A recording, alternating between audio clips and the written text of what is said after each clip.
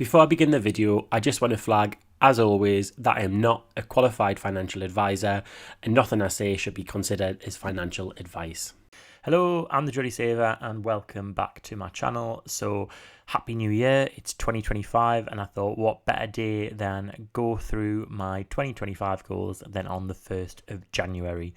So I'm not sure how long I'll take waffling through my goals, so it might be a good chance for you to go and grab a cup of tea and come back to this video as I go through my financial goals, my Geordie Saver channel goals, and then my personal goals. So I'll start with my 2025 financial goals and actually setting goals for 2024 and then reflecting on them with how I had done with my goals and my feelings on them has helped me think about 2025 and what goals I want to pursue. So the first one, and this needs to be the theme of my 2025, is to build a £6,000 emergency fund. I think over the past couple of years, what I've realised the most is I feel like I'm in a vulnerable financial position if I don't have a healthy pot of money set aside that I can use if things crop up in life. So particularly what's happened with our finances in the past year has probably been things like leaks in the flat that we might have to get sorted, or my partner's got a car and he hasn't had an emergency fund, so it's relied on emergency fund that I've had if things have went wrong, and sometimes even if things don't go wrong, it's the fact knowing that you don't have a pot of money that can fix things if they do go wrong. That's a financial weight on your shoulders. So I think in terms of having peace of mind, I know we need to prioritise that emergency fund, and I think the idea would be that if I have a £6,000 emergency fund, then this is like a minimum level I want it to be. So if we dip into it for anything, then we work to build that back up to the £6,000 level. I think £6,000 for me, with the knowledge that I've got a stocks and shares ISA that's got £9,000 in that, in worst case scenarios, I could go into. £6,000 would give me, if I lost my job, 6 months breathing space of necessary living expenses that I could use up before touching my stocks and shares ISA. Now, it may be that when I know what the feeling's like having a bigger emergency fund, I might think, actually, let me just get a £12,000 and then I'll feel more happy to focus on my investments. But at the moment, I'm just trying to work through my feelings towards the risk with an emergency fund. But I know that only having £2,000 as an emergency fund, which is the level I'm currently at, that doesn't feel appropriate for me. It feels like I'm sort of waiting for something to go wrong and drain my emergency fund. Whereas I think if I had a healthier level, I would think, oh, well, if something crops up, it'll knock down my emergency fund a bit, but it's not going to totally deplete it. So that's goal number one.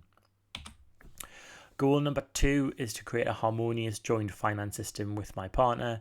So me and my partner have been living together for a number of years now. I think it's between 7 and 8 years, and actually we've never had a joint account, a bank account.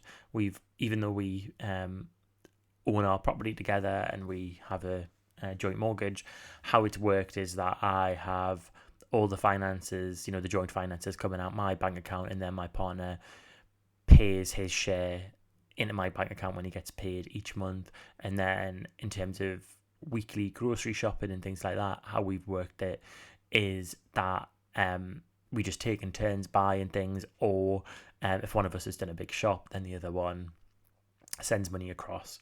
Now, the problem that we found with that is that it's not very harmonious. So you always feel as if you are checking that you've been paid by the other person, and there are times where maybe one of us forgets, and then it just doesn't feel very efficient. So just over these Christmas holidays, what we've decided to do is actually open a joint bank account for the first time ever. But even, just using it for the past week, It's been much easier knowing that if we're agreeing to put in £300 a month each from our salaries, and that £600, which we're working on this figure what it should be, but the £600 represents our food shops and our joint kind of eating out and so on for the month. So that means that we will be on a kind of an equal footing when it comes to contributions to that side of things, and hopefully it means that we can budget our joint expenses a bit better, because at the moment it's quite hard to keep a track of overall how much we are spending on things like meals out and food shops, and those sort of joint expenses that happen every month but are variable. They're not like our mortgage or so on, where it's quite easy to see how much we are spending on our mortgage. So yeah, that's what our goal number 2 is. So create harmonious joint finance system with partner. If anyone has any tips on how you decide how much to budget for food shops and things, or how much to decide, like how to decide how much we should contribute each month, then yeah, let us know. Goal number 3 is to create spending pots, so I'm more intentional with budgeting. And what I mean by that is, I'm doing my monthly budget with me's, but it's things like, which I've tried before in 2024 and they've worked, but I just need to do it every single month. It's like having a pot for birthday presents, having a pot for home maintenance fund, because there are expenses that you can guarantee. It's like, I listened to a podcast the other week and they describe what they are.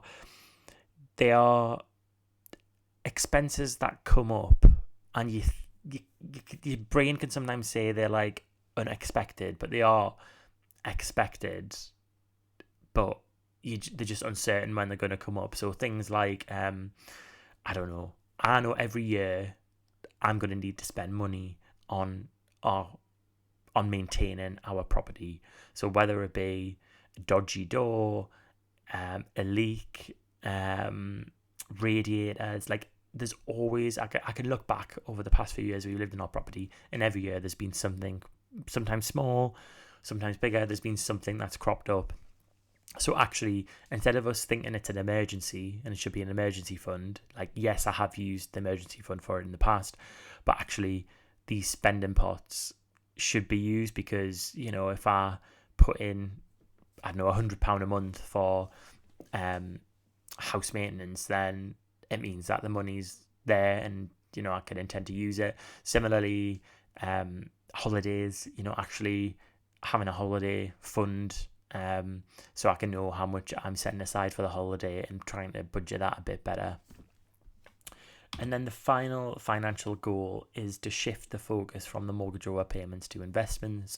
So obviously the priority is to build up the emergency fund, but I think even though this channel is all being about me paying down the mortgage, or I should say us paying down the mortgage, there's a couple of, and this is my personal opinion, there's a couple of flaws with that in a couple of ways. So one of them, which is people tell me all the time, is that actually, my mortgage is quite low rate at the moment, 1.16%. It's not always going to be that low. I expect that when we come to remortgage in nearly 2 years' time, it will jump up to maybe 4%. But over the long term, again, personal opinion and my own knowledge, that the stock market over the long term, so not touching it within a couple of years, but leaving it there to sit for a while, so 10 years plus, it looks like the stock market will outperform 4%. And I'm going to be very careful with the language that I use here. So actually, if I was to shift money towards investments, then it means that over the long term, I might see a better return on my money. Now, I'm not saying I'll stop mortgage overpayments, because it's really important to me that me and my partner clear our mortgage whilst we are in our 40s. We're currently in our early 30s, so it's important that we don't have a mortgage when we're coming up to retirement, or coming up to thinking about early retirement in our 50s. But actually, the second risk, or the second drawback, I guess, with all the mortgage overpayments we've made, is that our wealth isn't very diversified in terms of the type of asset that it's in. So at the moment, we have around £130,000 worth of equity in our property, which is great. That's money that's locked away. Obviously, it's dependent on the value of our property as well, but we have that as equity. But then aside from that, we have collectively probably about £12,000 in our emergency funds plus our investments. So actually, we're quite weighted towards an asset which isn't very liquid. If we needed money tomorrow, we could sell investments, we could cash in premium bonds, but actually trying to get that money from a mortgage, or should I say from the property, is a bit more difficult. So I think going forward, I'd like to be in a position where I'm a bit more diversified. So, yes, we've got the equity in our the equity in our property, but then we've also got money in emergency fund, but also in investments. So yeah, that's where I'd like to shift some focus. So then moving on to the Geordie Saver goals, so this channel. The first one, and I'm making it a priority this year because I think it can happen, is to reach 1,000 subscribers. So at the moment, I'm currently on, I think, 806 subscribers. So I've got 194 to get to 1,000. I think my subscribers increased by, I want to say 400 in 2024. So, if I could do that again, then I'd get to 1,000 definitely, by the end of 2025. And yeah, I think one of the, obviously there's a goal in terms of it'd be nice to be monetized and with 1,000 subscribers, and if I get the watch time. From my understanding, I don't think I would generate much money from that necessarily, but it'd be nice anyways to just track those analytics and see, use that money. For example, maybe in the future it could be building up, and that could be an emergency pot of money, say.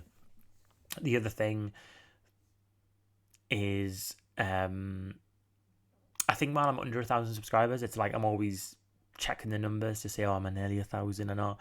Whereas I feel like once I reach 1,000 subscribers, I won't be as conscious of my subscriber numbers.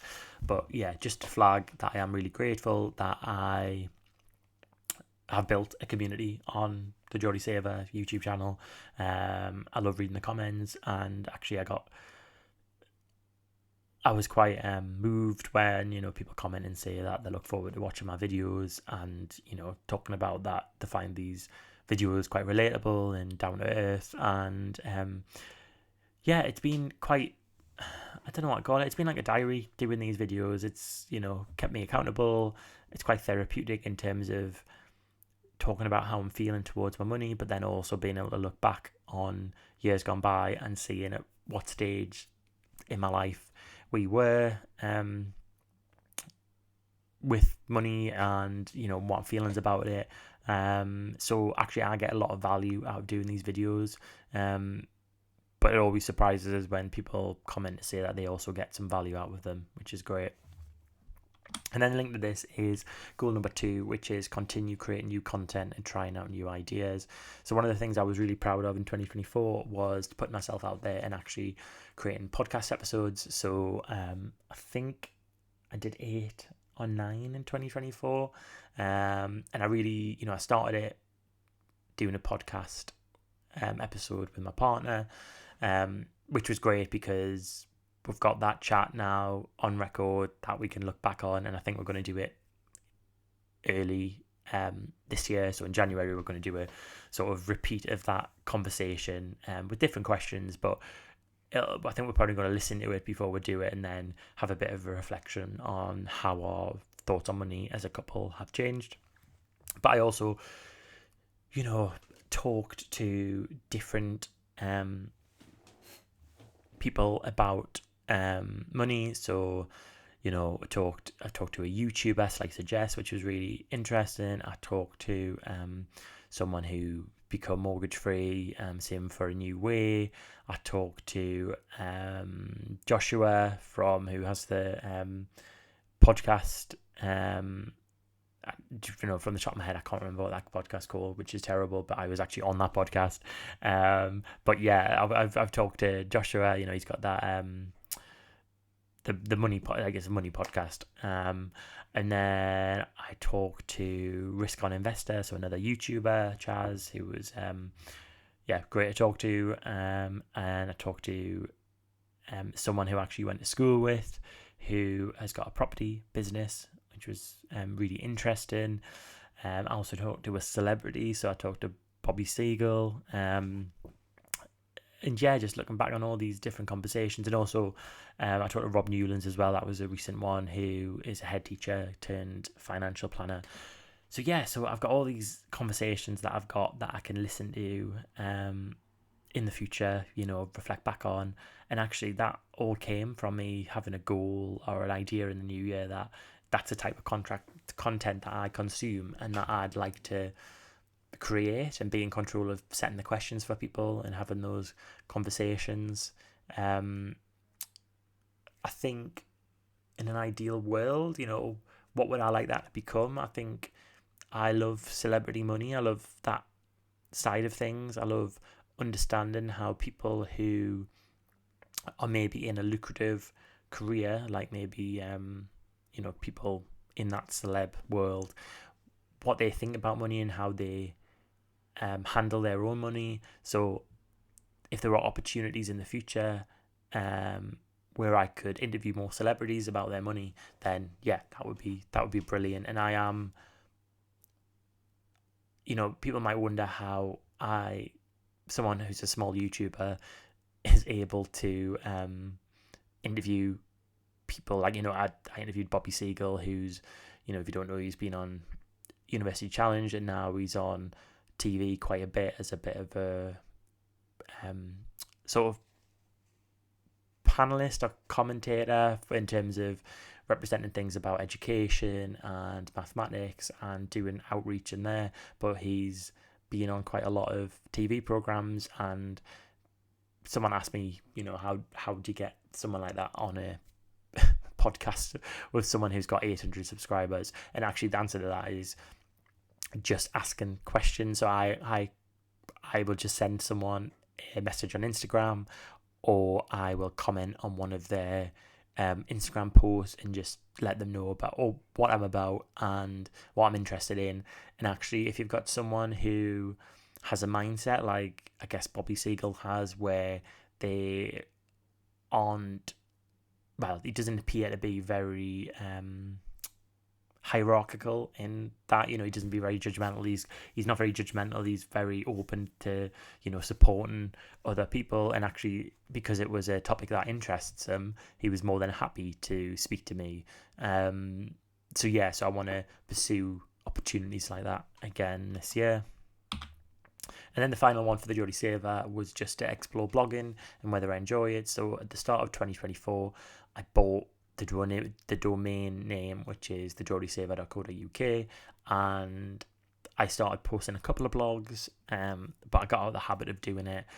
And actually, I think sometimes it's fine to admit to yourself where if there's aspects of things that that don't really float your boat, like you don't enjoy them maybe. So, I love talking on these YouTube videos, and actually I don't require much self-motivation to do it because it's a creative thing that I enjoy and it's a hobby.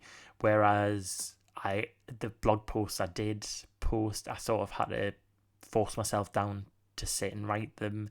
And even though in a perfect world I think, oh wow, I want to be like Mr. Money Mustache, I want to be like these bloggers who writes really engaging content and posts them and really enjoys that, I'm still not sure if I do enjoy it. I do looking back over those blogs, but the process of writing them, I'm not sure if I enjoy. So I need to explore how I feel about that in 2025. And then finally, just about my personal goals.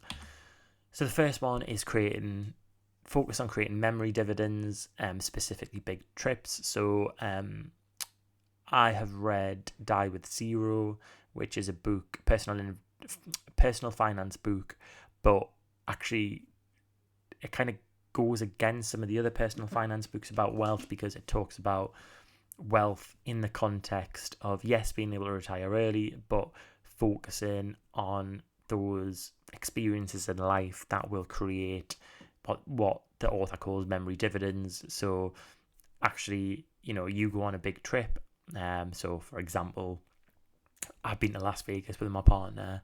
We went on that one trip and we paid for it, but then we always look back on that trip fondly, talk about the memories that we'll have, we'll look at the photos, so actually we get that payoff from that trip. Isn't just while we're there, it's payoff kind of throughout our life. So we went on that trip 5 years ago now, and we still talk about it. We still look at the photos and smile and laugh about things that happened.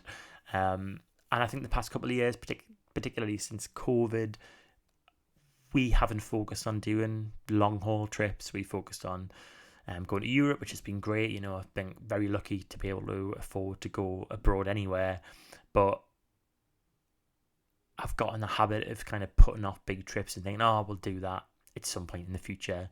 But there's a trade-off in a way between, I don't know if a trade-off's the right word, but a balance, I should say, between when we have the health to do these big trips, which we do at the moment. We're in our early 30s, and touch wood, we don't have any health conditions that stop us from being mobile. And the worry is, if we put off big trips until we're 50, we don't know whether our health will be as good at 50. All we know now is that we have our health now. So I'm trying to make us focus on those memory dividends and doing those trips while we are healthy, even if that means that we have to delay retirement by a couple of years. The second one is this should be, say, continue, but it's about working on mental resilience and good mental health. Now, I will be transparent, and also, as well as not giving financial advice, I'm not going to give health advice. But I went through a really bad patch with my mental health in 2023, and my self-esteem was really low, and I hadn't allowed myself to, the reason that I ended up in that patch again was because I had let my self-doubt and my self-esteem issues really chip away at me. And one of my triggers is how I feel I am performing at work. That is just a trigger I have. It's not really, there's not really anything, it's not saying that there's nothing I can do about it, but I've just got to realise about myself that that's something that triggers me. So if things aren't going well at work, or I don't perceive they're going well at work, then that could really affect my mental health. And also, if I don't have enough other things going on in my life that I can divert my attention to, that kind of fills up my cup, if you want to call it that, fills up my good mood, my endorphins, then if work is the only focus that's going on and that's not going well, then that really impacts my mental health. And I ended up going on antidepressants in it was about mid 2023. And being on antidepressants and having some counselling really helped turn things around for me. For me, having both, and this is personal opinion, not health advice, not medical advice, having them both allowed me to get out of the bad, really, really bad patch I was in. And yeah, having the counselling and the antidepressants helped me, and then, I think I maybe had counselling for about 12 weeks, and I can't recommend that enough as being a good way of working through some of my issues and some of maybe my negative thought patterns. For example, I'll give you one, which was, it sounds really strange, but really minimal, but actually it was, me viewing crying or being upset as a sign of weakness. And I think part of that was things that I was taught growing up, not necessarily by my parents, but by society, in terms of feeling like not allowing myself to cry because it was it was weak, or like saying, like being told by teachers, like do not cry, you'll get laughed at in when you go to secondary school if you cry, like boys don't cry, that. And actually, without realizing it, I sort of subconsciously meant that any situation, even if I was upset or even if it affected me, I couldn't feel upset about it. Like I couldn't cry about it because crying meant that I wasn't resilient. That was what my perception was.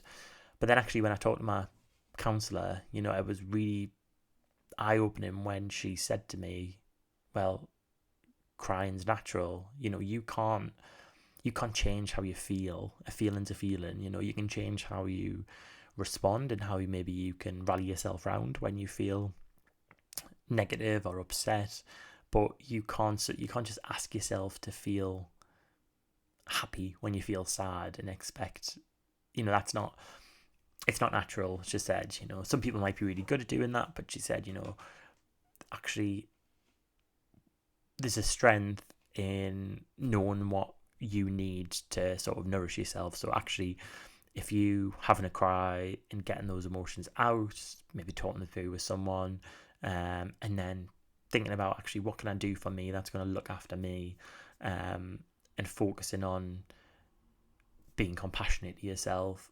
that is maybe a more healthy way to go about it than just bottling things up and thinking, no, I'm really strong, therefore I do not cry, therefore I do not give, I do not care for myself. And I think some of that also comes with how I feel with working or performing well at work. I grew up being a high achiever, or like feeling like I always had to be hard on myself to revise and, get A stars in my GCSEs or get a first class degree. That was the pattern, that you don't do very well and then you have to really sort of beat yourself up about it until you kind of perfect things and then you do well. But the problem with that is that it's very hard going on your mental health. Well, I personally find it, if you're constantly hard on yourself, if you never think you're good enough at what you're doing, and then, when things go well or you get a promotion or, you get a bit of praise, you're like, oh, that's good. But then just you're on a hamster wheel again. Whereas in 2024, I really tried to be kinder towards myself and also have those other things going on in my life that meant that my identity wasn't just how I was performing at work. I've talked about joining a book club, joining a writing club, being part of other groups, making sure my friendship group in my social circle is strong, and having hobbies. These are all important for me to make sure that I don't identify myself by my work or how good I am at something. I'm multifaceted. So yeah, that was really important to me. So a bit of a waffle, but really important for me to hear again next year, probably when I reflect back on this, of how important having good mental health is, and looking after myself and being compassionate towards myself. Number 3 is to continue and try and eat healthy and go to the gym regularly. And then, I'm not going to explain these ones because they're quite self-explanatory. And then number 4 is read 24 books. So I've read 19 books in 2024, and I'd like to hit my Goodreads goal of 24 books in 2025.